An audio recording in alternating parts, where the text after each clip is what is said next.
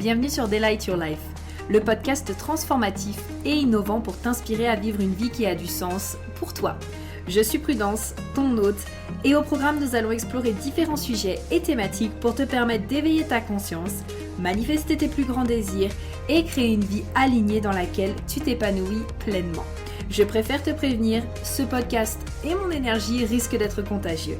Alors, j'espère que tu es prête et sans plus attendre, let's get started!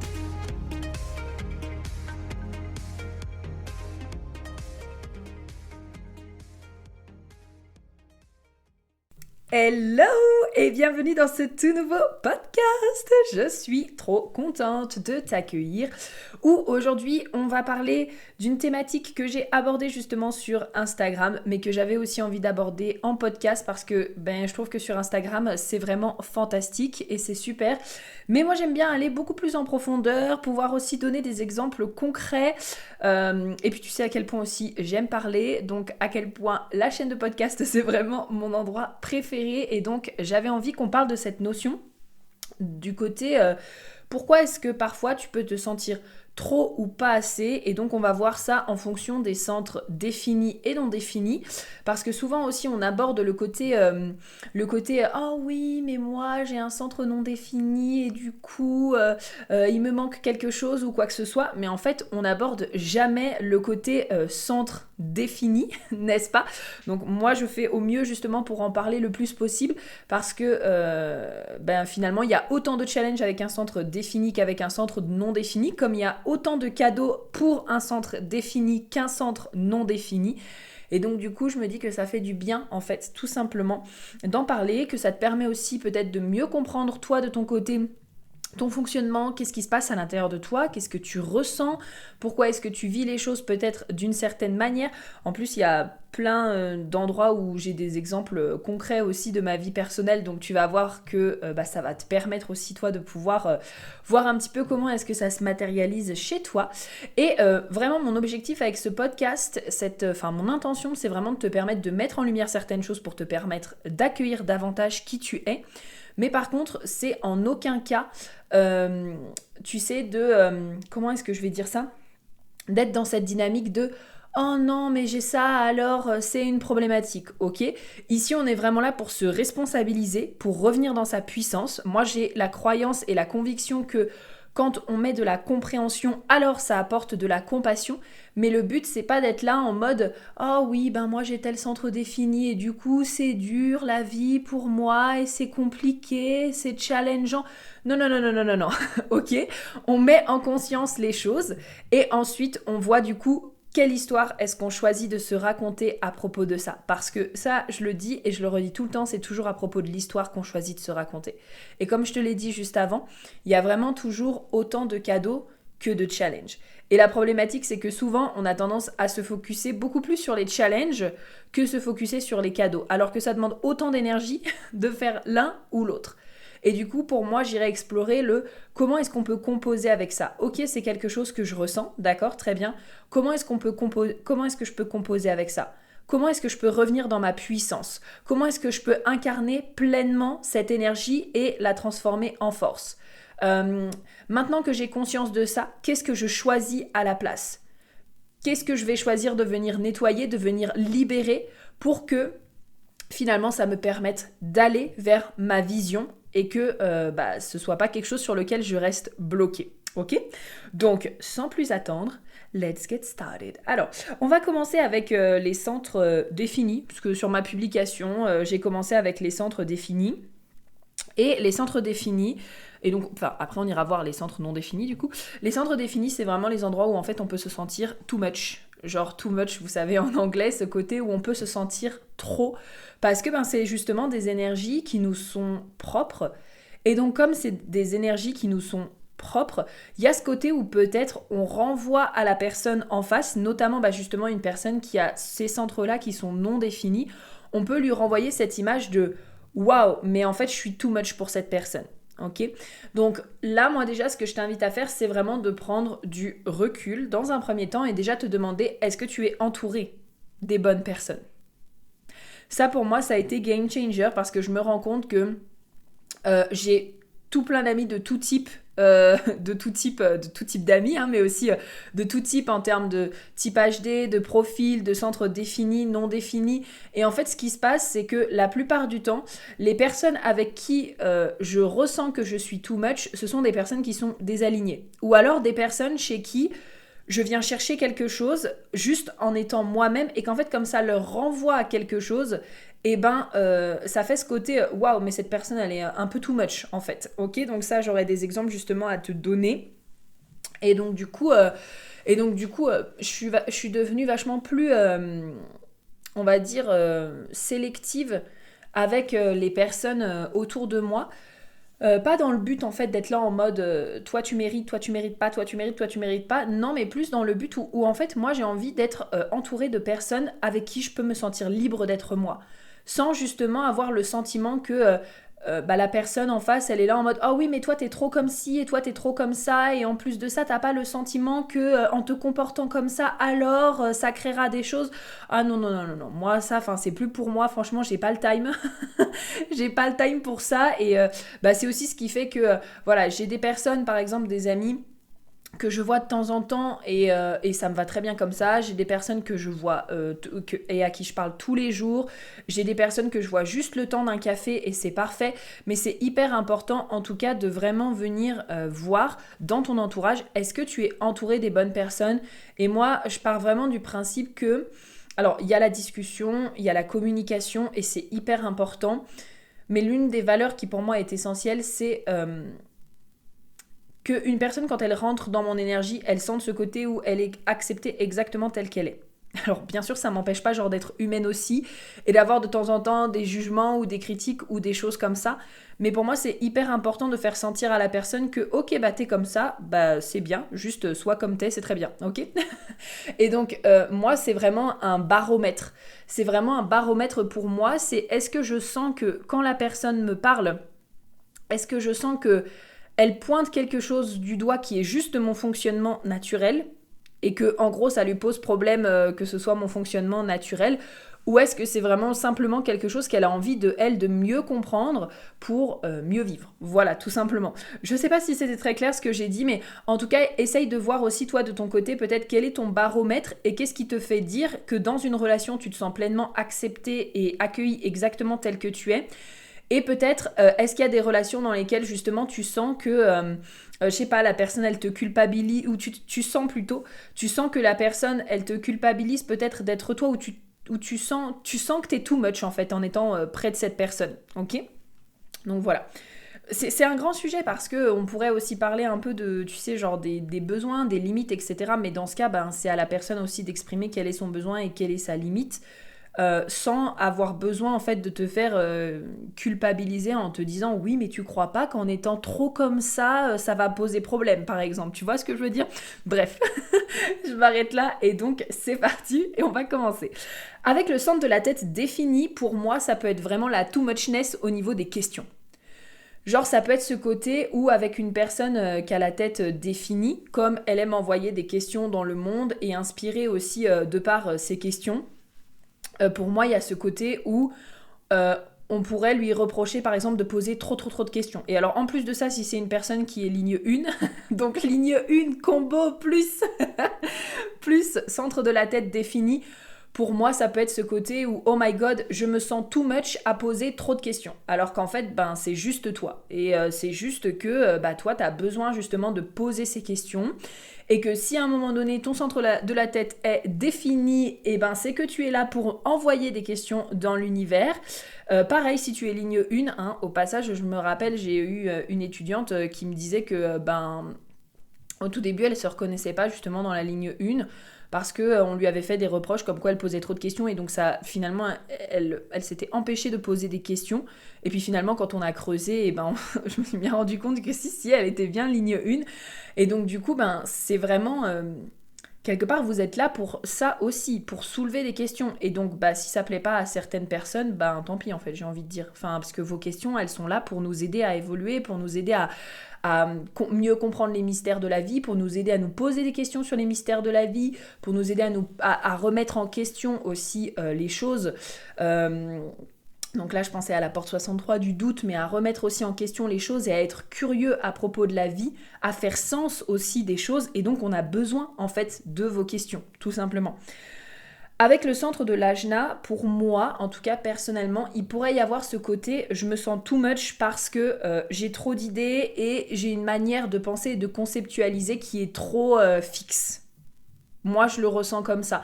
Et donc là, c'est aussi pareil, trouver le juste milieu entre comment te dire. Je vais te donner un exemple concret. Tu sais, parfois, on peut dire ouais, mais toi, t'es trop buté et t'es trop têtu. Ok. Sauf que, en fait, si c'est ta manière de penser et si toi, tu es complètement ok avec ça, ben, il n'y a pas de problématique, en fait. Et donc, peut-être que pour d'autres personnes, ta manière de penser, ce sera un peu ouais, mais non, enfin, arrête d'être aussi buté. Mais si toi, tu es complètement ok avec ça, parce que c'est ta façon à toi de fonctionner, bah c'est complètement ok en fait.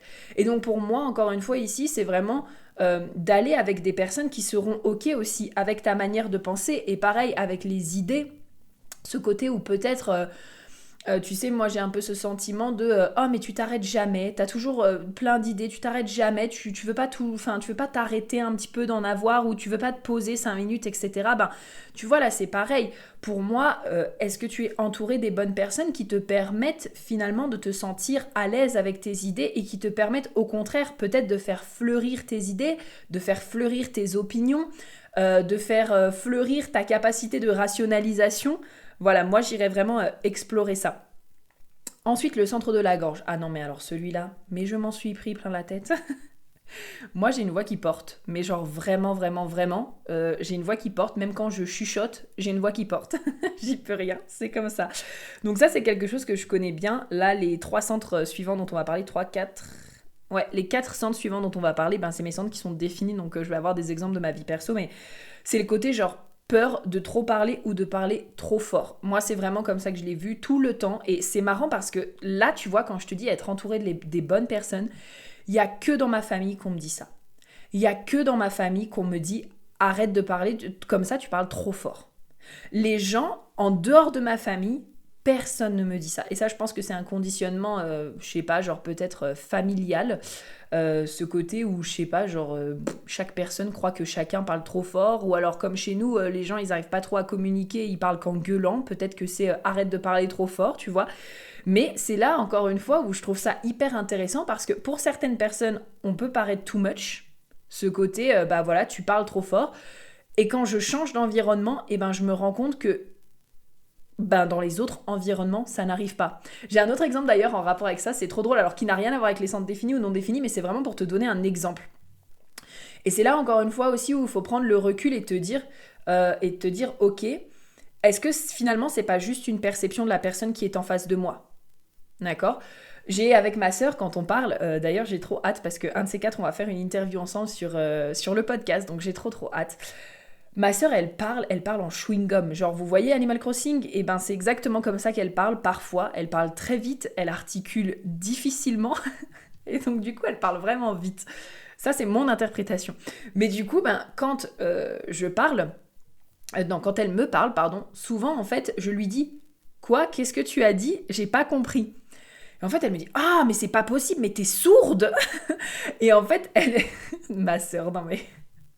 J'ai trop hâte vraiment, enfin, elle est tellement directe. Et en fait, tu sais, au bout d'un moment, je me suis dit, est-ce que vraiment, genre, je suis sourde? Est-ce que vraiment, j'entends rien? Et en fait, je me suis rendu compte qu'il y avait qu'avec elle que ça arrivait. C'est-à-dire que en général, soit les autres personnes, je les comprends très bien et je les entends très bien, donc j'ai pas besoin de leur faire répéter. Soit les autres personnes, en fait, elles répètent avec plaisir et à aucun moment elles ont besoin de me dire putain, mais t'es sourde, Prudence, t'entends rien.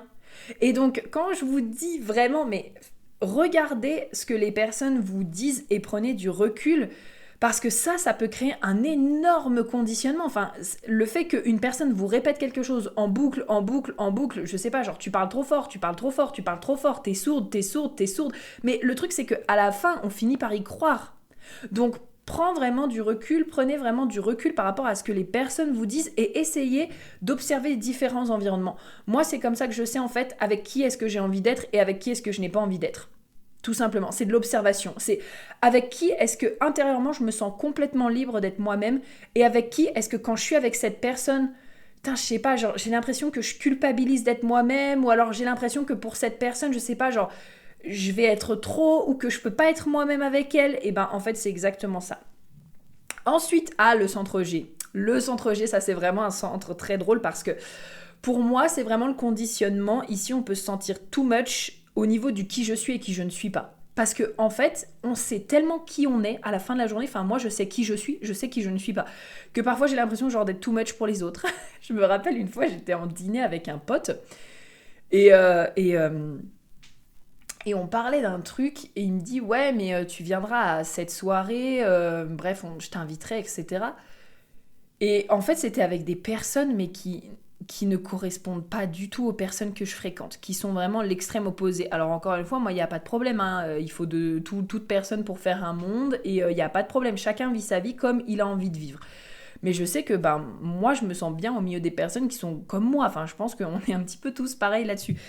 Et donc je lui ai dit, non, désolé, en fait, je viendrai pas parce que c'est pas moi ça, en fait. Je lui ai dit un petit peu comme ça, et je sais pas pourquoi là j'ai eu un sentiment de too muchness en mode non mais prudence, enfin tu pourrais faire un effort et essayer quelque chose. Mais en fait, j'ai tellement le sentiment de savoir qu'est-ce qui est moi et qu'est-ce qui n'est pas moi que c'est comme ça en fait. Et donc c'est tout. Genre moi je suis pas, c'est pas moi de sortir en boîte, c'est pas moi de me saouler à l'alcool, c'est pas moi de faire des gros stuff le soir. Enfin non, c'est pas moi. C'est pas moi du tout en fait. Et donc voilà, c'est le côté peut-être parfois se sentir too much par rapport à ça, par rapport au fait que je sais exactement qui je suis et je sais exactement qui je ne suis pas. Mais encore une fois, c'est ok. Ah là, le centre du cœur. Je pense que c'est mon centre préféré du moment. Et là, la too muchness, c'est genre la too muchness au niveau de l'argent, du matériel et de ce que je veux ou non. Et combien de fois j'ai des personnes en face de moi, et alors là, c'est les personnes qui ont le cœur en général non défini, qui me disent « mais t'es égoïste ». Ou alors qui me disent aussi... qui me remettent en cause parce que moi, je sais tellement ce que je veux et ce que je ne veux pas que du coup, tu te souviens là le commentaire que je te disais un peu au début, oui, mais du coup, t'as pas peur que en voulant que ça va poser problème. Ben non, c'est ce que je veux, donc il n'y a pas de problème. Et donc du coup, c'est un peu ce côté too much en mode j'ai de la motivation, j'ai de la détermination, je sais ce que je veux, je vais aller chercher ce que je veux, je vais y aller. Et donc du coup, pareil par rapport à l'argent, je sais que je trigger énormément de personnes, notamment qui ont le cœur encore une fois non défini et qui sont désalignées au passage par rapport à ça, parce qu'il y a ce côté, je veux générer de l'argent et souvent elles sont là, mais pourquoi tu veux faire autant d'argent ? Pourquoi pas ? C'est ce que je disais dans le podcast du coup sur l'énergie de l'argent. Et donc du coup, voilà, là c'est pareil en fait. C'est aussi vraiment encore une fois apprendre à prendre le recul, parce que moi depuis que j'ai découvert le HD, ça c'est le genre de truc qui m'aide énormément, vraiment vraiment vraiment, qui m'aide énormément à comprendre en fait plein de choses, et où je me dis en fait là je sens juste que la personne elle est désalignée, ou alors moi étant donné que je suis 3-5, que la personne elle est en train de projeter quelque chose sur moi, une image sur moi qui n'est pas la mienne. La belle ligne 5, on adore. Les gens, je rappelle que les gens nous voient comme ils ont envie de nous voir. Alors déjà, on a l'effet miroir en général, mais alors avec la ligne 5, j'ai l'impression que c'est l'effet miroir plus. Et donc si la personne, elle s'attend parce que peut-être, je sais pas, elle me voyait d'une certaine manière et que ça la gardait dans une certaine zone de confort, mais que finalement, je suis juste moi et que j'évolue et que c'est ok, et que là je sors de l'image qu'elle avait de moi, forcément ça peut aussi venir la trigger. Donc voilà, ça c'est des petites choses qui sont très importantes. Et c'est drôle parce que, je reprends l'exemple de ma sœur, mais ma sœur elle a le cœur défini aussi, et en fait, à toutes les deux, on s'entend super bien sur ce point-là, parce qu'en fait, on est tout le temps en train de discuter de ce qu'on veut. On est tout le temps en train de dire, moi je veux ça, et moi je veux ça, et moi je veux ça comme ça, et non, ça c'est pas quelque chose que je veux, et non. Et en fait, c'est super drôle de voir aussi ce côté où... quand on se retrouve face à une personne aussi qui est alignée dans son énergie, puisque ma sœur, elle connaît un petit peu le HD maintenant, mais pour moi, c'est l'une des personnes les plus alignées que je connaisse, sans même connaître ni le HD, ni l'astro, ni quoi que ce soit d'autre. Et c'est intéressant, en fait, de se retrouver vraiment avec des personnes qui nous rappellent aussi à quoi ça ressemble d'être dans notre puissance. Moi, elle est un véritable exemple pour moi sur le cœur défini, parce qu'en fait, elle est vraiment... Elle incarne vraiment ce qu'elle veut, ce qu'elle ne veut pas, et pour elle c'est complètement ok, et en fait elle en a rien à foutre que les gens trouvent qu'elle est trop ou pas assez, en fait elle s'en fout, vraiment, elle est juste elle, et donc c'est hyper inspirant d'avoir ça. Au passage, elle a le G-Center non défini, mais elle a la porte 10, donc la porte 10 de l'amour du soi. Et donc, je trouve que les personnes qui ont la porte 10, que ce soit dans un G-Center défini ou non défini, ils ont vraiment cette capacité de... j'incarne l'amour de moi à chaque instant. En tout cas, quand ils sont alignés sur cette énergie. Ensuite, on va avoir le sacral. Alors, le sacral défini, c'est vraiment pour moi le côté genre too much dans peut-être la sexualité, trop passionné, trop intense aussi au niveau de l'énergie. Il peut y avoir ce côté où on se sent comme ça. Moi, je sais que parfois, par exemple, quand on parle de sexualité, parfois, je vous avoue que j'ai un peu peur d'être too much. Moi, mon centre sacral, il fonctionne très bien là-dessus. En plus, avec la porte 34, pour ceux qui savent, la porte 34, elle aime être occupée en général. Donc, c'est occupé à faire quelque chose ou c'est occupé dans la sexualité aussi, en train d'avoir des relations. Et donc, c'est assez drôle parce que du coup, moi, je suis assez comme ça. Et parfois, j'ai eu des partenaires avec le centre sacral non défini. Et en fait, je sentais que c'était too much pour eux. Vraiment, vraiment, vraiment. Donc, ça aussi, par exemple, c'est bien de le savoir et c'est bien justement aussi de trouver peut-être d'autres manières d'aller explorer sa sexualité. Ça, c'est tout un autre sujet. Hein. Je vous renvoie vers Livia Quero qui parle très, très, très, très, très, très, très, très bien de ça. C'est vraiment sa spécialité. Mais ça, voilà, après, il y a tout ce qui touche autour, pareil, de la communication, des besoins de chacun, de respecter l'autre, etc., etc. Mais en tout cas, ça, moi, ça m'est déjà arrivé. La passion, pareil. Moi, quand je suis passionnée de quelque chose, je fais une fixette dessus. Je pense que pour ceux qui me suivent en story, vous le savez, quand j'aime quelque chose et que je suis passionnée par une musique, par un jeu, sur un truc, je vais vous en parler tous les jours jusqu'à ce que ça y est, ma passion, elle passe. C'est comme ça. Donc pareil, il peut y avoir ce côté, elle est intense en fait. Et voilà, ça c'est pareil. On en revient toujours à la même chose, je vais redire toujours la même chose à la fin, c'est à quel point est-ce que vous êtes entouré des bonnes personnes, et de toute façon, les personnes qui ne raisonnent pas avec ça, et les personnes qui, quelque part, ne raisonnent pas avec votre énergie, c'est aussi ok de les laisser aller, parce que finalement, est-ce qu'on veut être entouré de personnes qui nous acceptent pas réellement dans notre énergie et qui nous font culpabiliser parce qu'on est nous-mêmes? Moi, c'est bon, j'ai plus l'énergie pour ça, donc... je préfère vraiment être entourée de personnes qui m'apprécient et qui m'aiment comme je suis. Et voilà, et que je vive ma vie comme ça. Ensuite, on a le centre splénique. Alors, pour moi, le centre splénique, il y a le côté peut-être too much, soit au niveau des peurs, soit au niveau d'être intuitive. Celui-là, j'ai vraiment dû réfléchir. Parce que moi, c'est l'un des centres en fait que je ressens le moins too much. Donc, si jamais vous avez tu as le centre splénique défini, et que tu veux justement me partager sous la publication de ce podcast que tu retrouveras sur Instagram, comment est-ce que toi tu le vis, n'hésite pas. Mais j'ai vraiment le sentiment que ça peut être en fait, en tout cas pour les personnes qui ont le splénique non défini en face, ça peut créer ce côté de « Ouh purée, mais cette personne en fait elle est pleine de peur ». Et ça se trouve elle s'en rend même pas compte. Sauf que nous, avec le centre splénique défini, comment est-ce que je vais exprimer ça ? On est...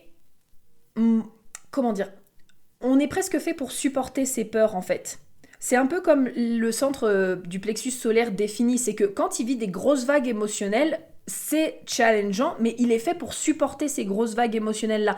Tandis que moi, avec mon plexus solaire non défini, dès que je commence à me prendre des grosses vagues dans la gueule, là, ça commence à devenir tendu, en fait. Donc, j'ai le sentiment pour moi que le splénique défini, il est comme ça aussi. C'est-à-dire que ça peut être too much au niveau des peurs et au niveau de ce qu'on ressent, au niveau de nos peurs, mais j'ai le sentiment que...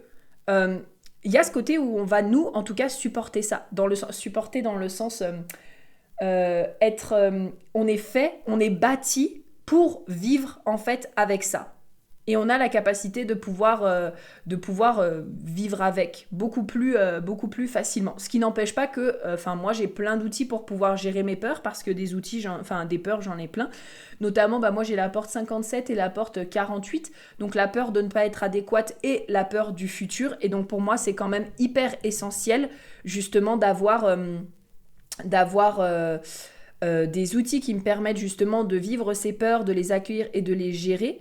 Mais ce qui n'empêche pas que c'est des choses qui pour moi peuvent être vraiment très présentes en général. Mais par contre, c'est pas parce que j'ai ces peurs-là que parfois j'aurais ce côté où ok, du coup, j'ai ces peurs-là, ça me paralyse, est-ce que je reste dans cette situation ou pas, même si elle est malsaine ? Non, moi, je sais qu'une situation, elle est pas saine pour moi, je me barre, en fait, je me pose pas 36 000 questions, donc... Pour moi, c'est vraiment ce côté-là.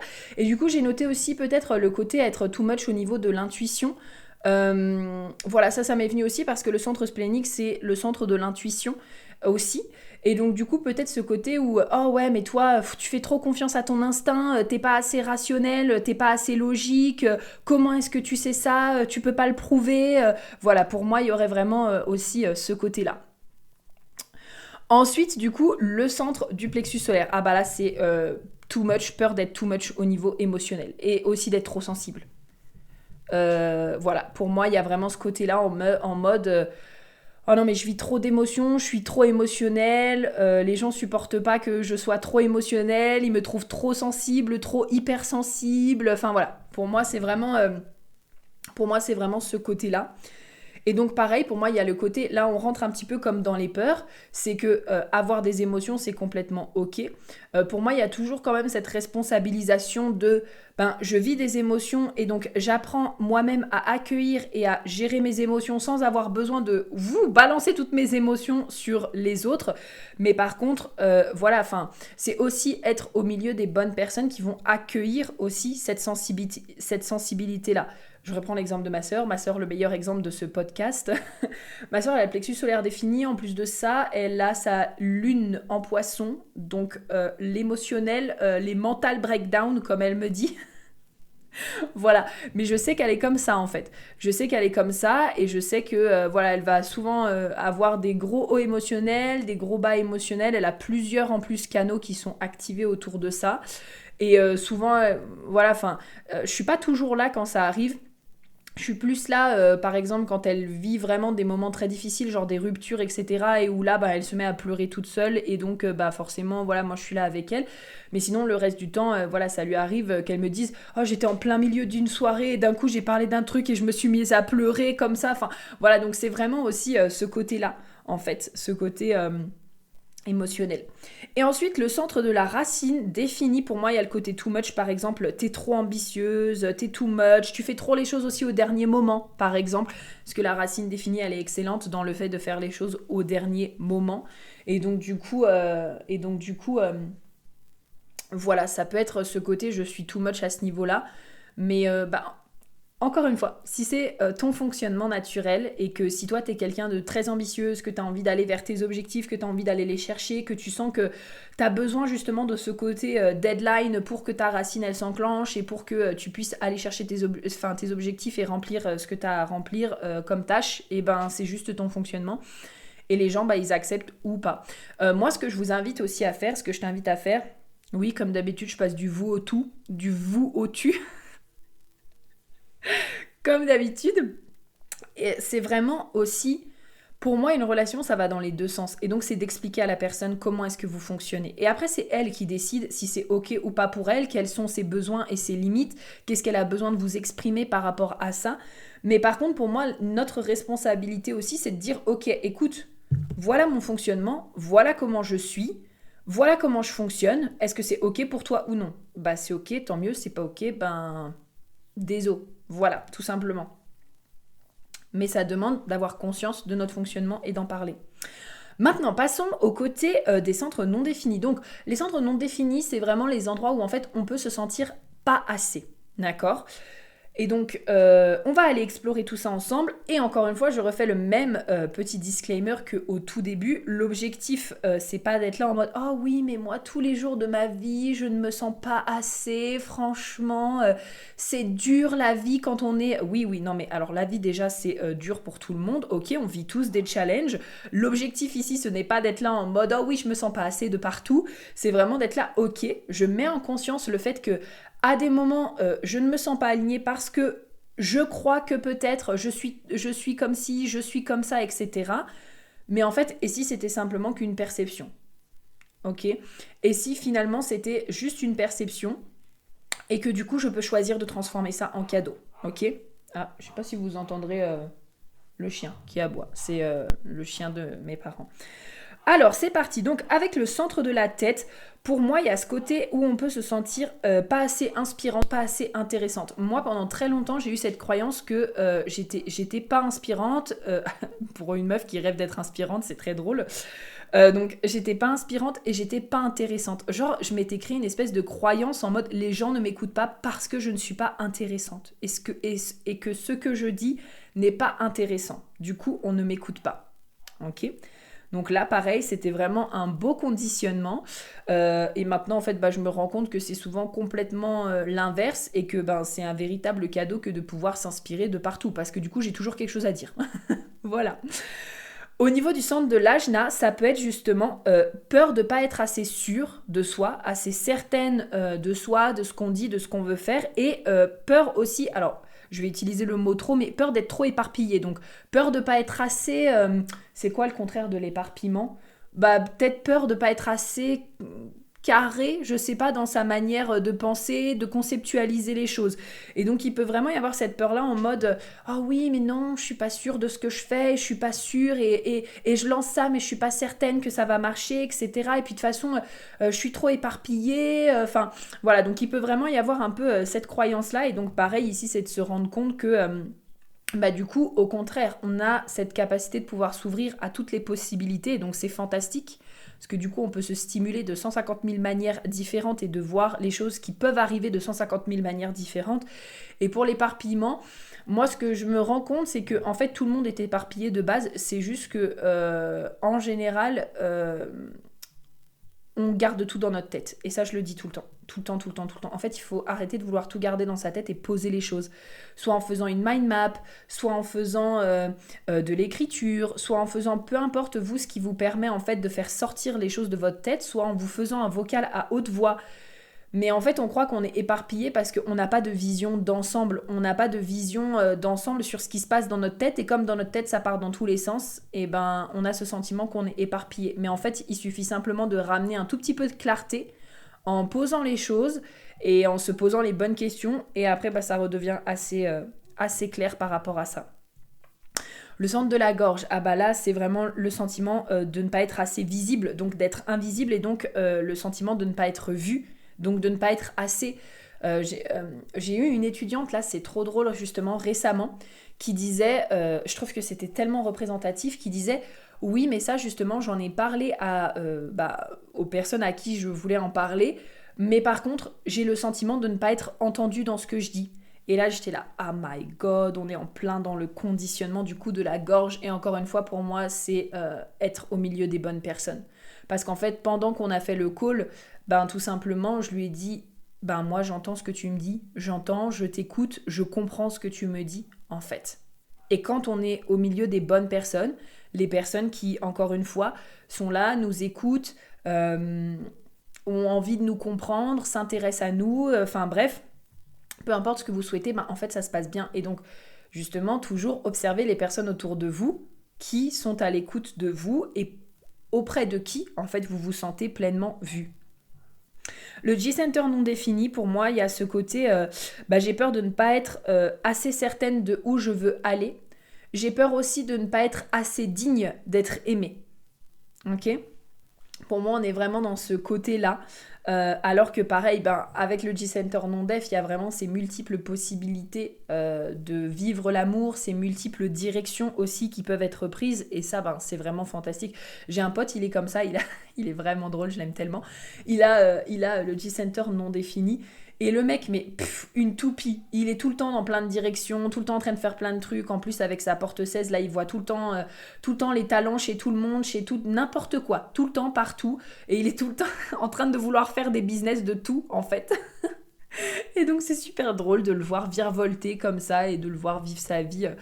Là, il a décidé par rapport à son objectif, de se poser un petit peu plus. Mais c'est vraiment beau, en fait, de le voir suivre ses directions et aller dans tous les sens.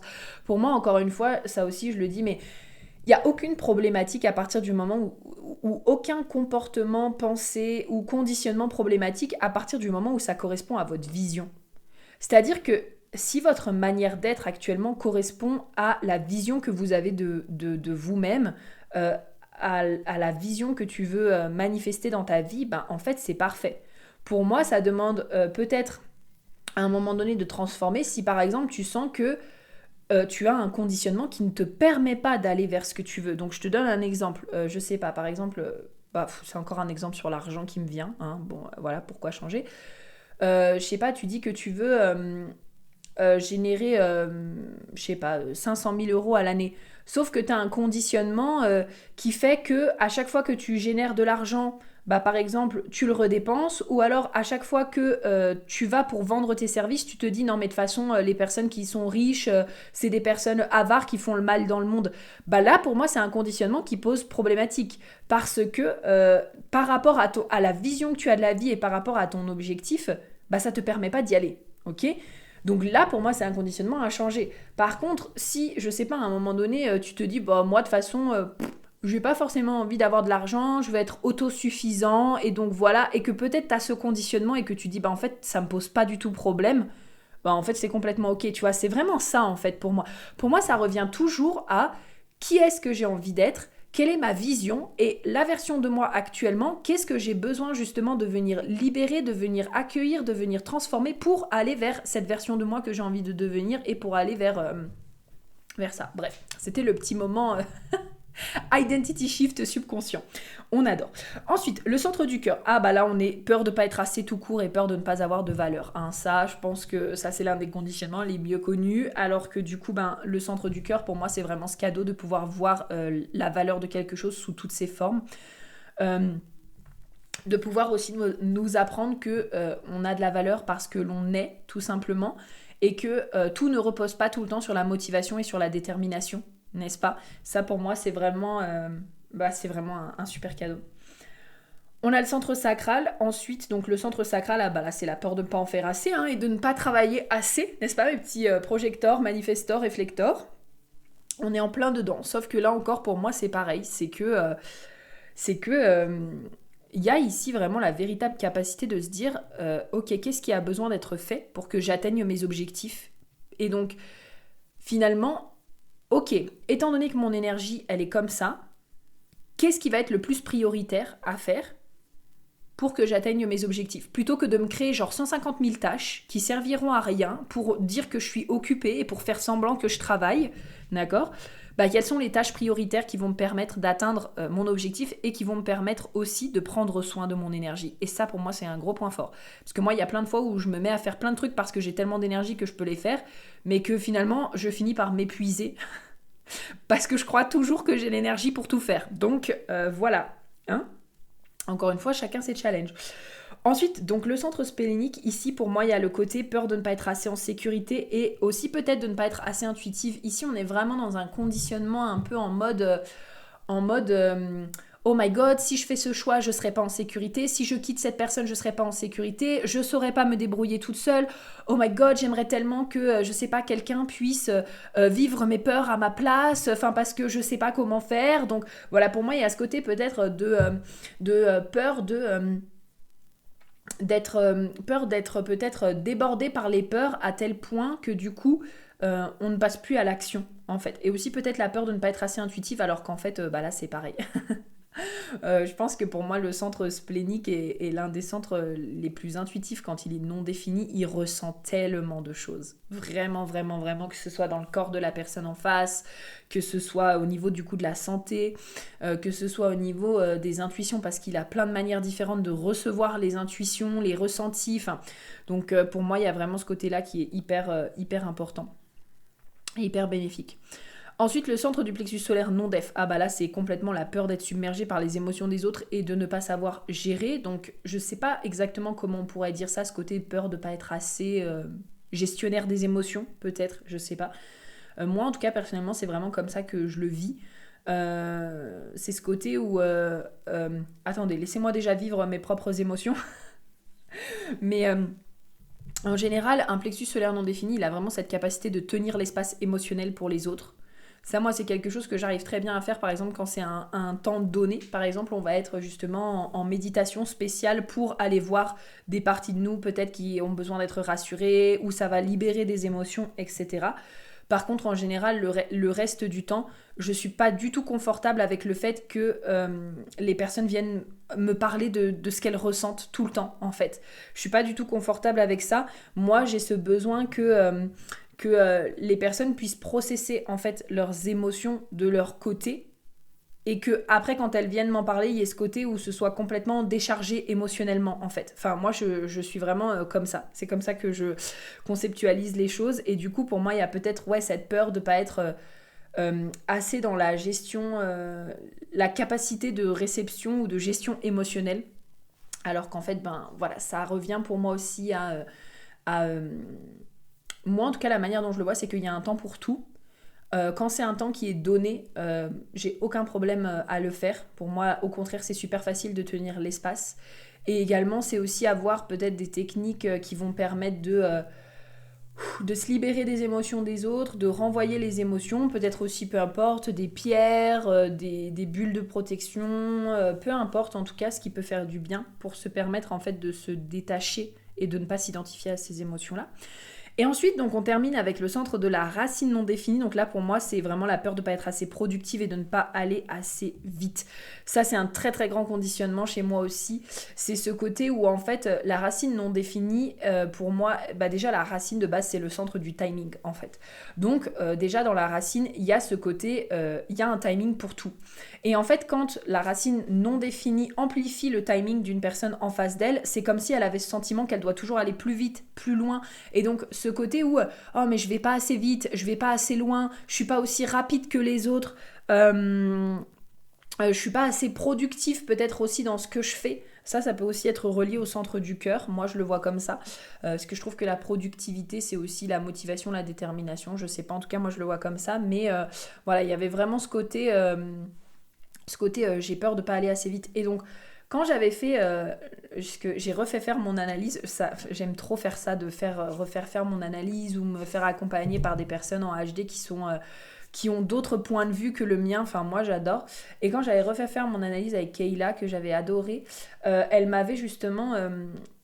on avait discuté du centre racine et elle m'avait dit, mais est-ce que toi, tu veux atteindre ça vraiment maintenant ? Ou est-ce que parce que tu vois d'autres personnes le faire, t'as envie de le faire ? Et en fait, ça m'avait posé une colle parce que j'étais là, non, mais moi j'ai vraiment le sentiment que c'est moi qui a envie en fait de le faire tout de suite et tout. Et en fait, elle m'avait vraiment re-questionné, je sais plus exactement comment ça s'était passé, mais elle m'avait dit, mais ça change quoi en fait que tu l'atteignes maintenant ou que tu l'atteignes dans 3 mois en fait ? Quelle est ton intention ? Vraiment, c'est ça en fait qu'elle m'a amené à questionner, c'est quelle est ton intention derrière tout ça ? Et ça m'avait vraiment marqué parce que j'étais là en mode, c'est vrai que là tout de suite en fait ça change pas grand chose. Que je l'ai maintenant ou que je l'ai dans 3 mois, c'est vrai que ça change pas grand chose. Et donc ça revient vraiment à se questionner pour moi sur le pourquoi. Quelle est notre intention derrière ? Est-ce que l'intention c'est waouh parce qu'on voit tellement de personnes qui grimpent les échelons et qui développent leur business boom en 1 an, alors on se dit que c'est comme ça qu'on doit faire ? Ou est-ce que derrière il y a un véritable pourquoi, il y a une véritable intention et on se sent vraiment drivé par ce qui vient à l'intérieur de nous en fait. Donc voilà.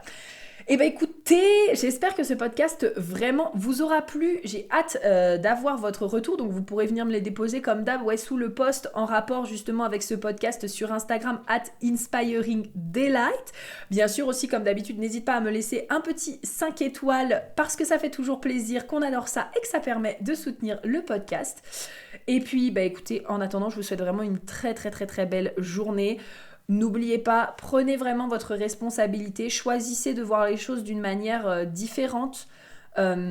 Choisissez aussi l'histoire que vous allez vous raconter parce qu'on peut toujours changer l'histoire que l'on se raconte et aussi choisissez les personnes que vous allez avoir autour de vous. Je vous fais plein de gros bisous et je vous dis à très vite. Bye bye!